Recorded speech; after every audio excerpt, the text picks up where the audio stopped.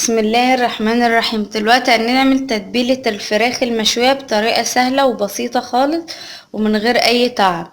ازاي هنقطع الفراخ اللي هتتشوي على الفحم، وان شاء الله هنعملها مع بعض على الفحم. دلوقتي انا معايا 3 بصلات متقطعين اي حاجة عشان هفرمهم في الخلاط، اي تقطيع زي ما تحب. معايا 2 فلفلة متقطعين، معايا 3 طماطمات، معايا نص ليمونة، 3 فصوص توم متقطعين، معلقة كبيرة زعتر، معلقة كبيرة خل، معلقة كبيرة كربوناتو، لان الكربوناتو بتنشف الدم من الفراخ وبتخليها لونها حلوة في الشوية. معايا التوابل بقى، معلقة صغيرة بودرة توم على بودرة بصل، معلقة صغيرة قرفة على جنزبيل، معلقة صغيرة سكر، معلقة صغيرة شطة. معايا 3 ورقات لورا هنحطهم سلام مش هنفرمهم، معايا 2 حبان برضه هحطهم سلام. معايا ملح، والملح حسب الرغبة، هنحط الملح وبعدين ندوق، اذا كان احتاجت تاني هنحط لها.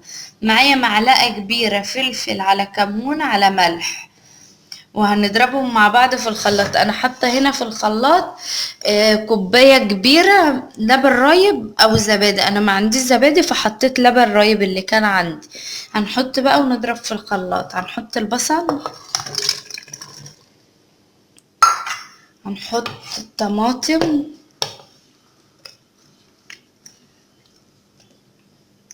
والثوم والفلفل، وهنعصر نص الليمونة في الاخر. هنحط معلقة الزعتر، هنحط معلقة الخل، معلقة كبيرة خل، هنحط معلقة الكربوناتو، هنحط التوابل بقى.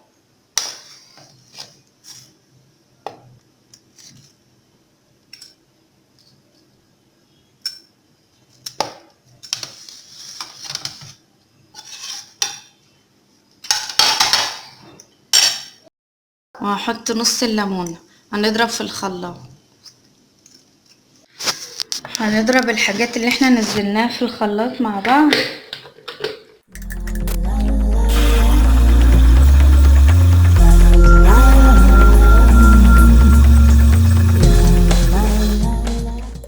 ومعانا ورق اللورة والحبهان اللي احنا ما كناش حطيناه هنحطهم بقى ونقلبهم معاه.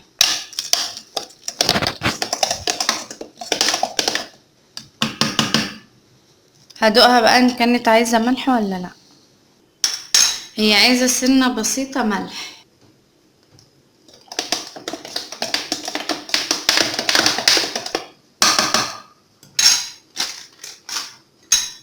هو كده الملح اتظبط خلاص. هنقطع بقى الفراخ، اوريكم ازاي نقطع الفراخ المشوية مع بعض اللي احنا هنحطها في السياخ. وهنقطع الفراخ مع بعض، انا جايباها كلها وراك زي ما قلت لكم، وهنقطعها مع بعض. احنا بنمسك الورك كده ونخبط عليه كذا خبطة من هنا كده، ونفصل الدبوس عن العرض كده. والعرض اهي هنقطعها على 2.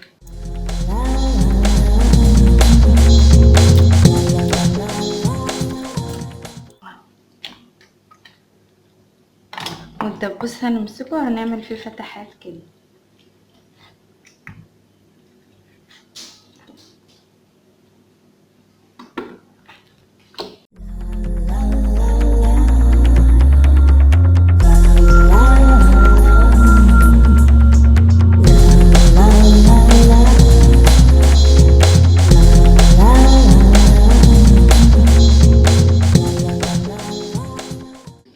قطعناهم كلهم بنفس الطريقة.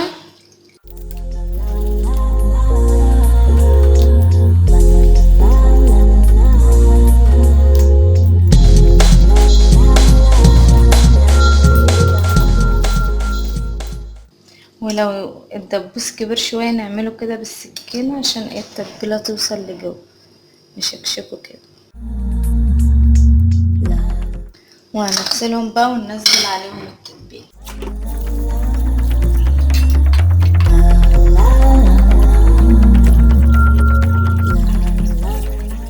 وقطعنا الفراخ وشطفناها بس بشوية مية مكان التقطيع.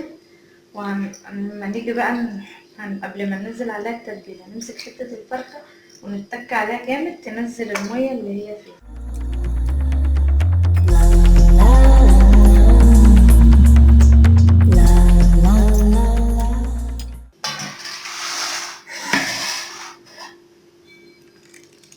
وننزل التتبيلة على الفراخ ونقلبها كده.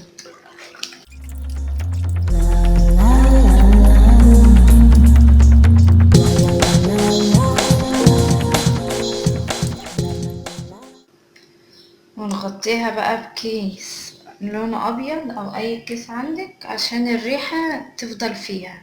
وهنسيبها ساعتين بالظبط، يعني هنسيبها في التتبيلة دي ساعتين بالظبط، ما يقلوش عن ساعتين. وبعد كده نشويها بقى على الفحم مع بعض. والفراخ اهي يا جماعة بعد ما اتبلت انا سبتها في التتبيلة وخرجت، وبعدين جيت تاني هنسيخها بقى مع بعض وهنحطها مع الشواية مع بعض. نبدأ بقى ونقول بسم الله. هنمسك حتة الفرخة كده ونعصرها وندخلها هنا في السيخ. السيخ بيبقى ليه سن هنا.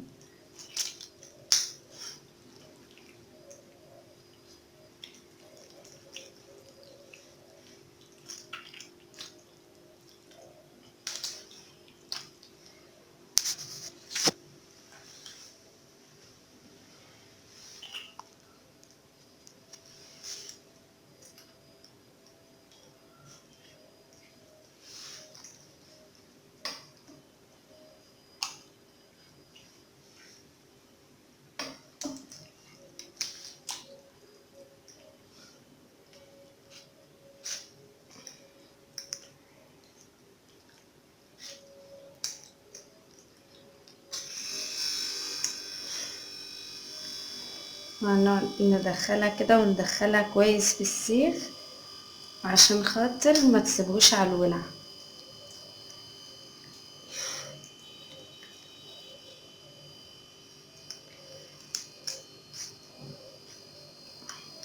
ادي اول سيخ اهو، وهنعمل بقى اللي بعده.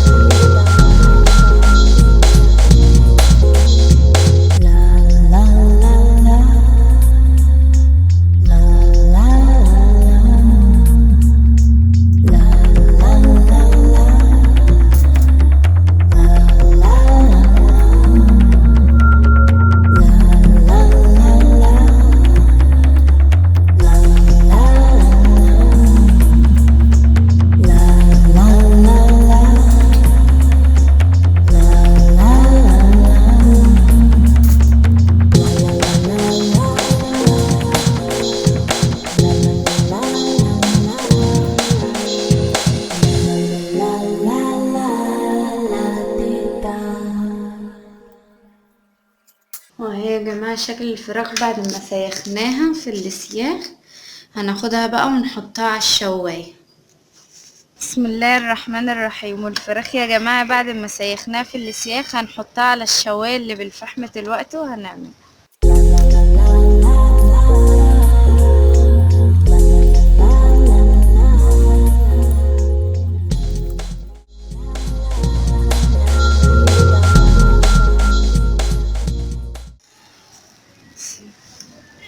وبعد ما الجنب اللي كان تحت ناحية الولعة احمر، وقلبنا السيخ على الناحية التانية عشان الجنب اللي لسه محمرش يحمر كده. هي دخلت في السوا، في نص سوا. هنكمل سواها بقى ونرجع تاني مع بعض.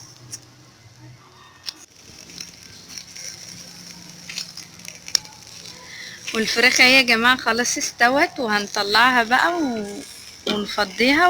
واهم حاجة اما تيجي تشيلوها من السياخ تمسكوا قماشة تنزلوا بها من الطرف اللي هو ليه سن ده.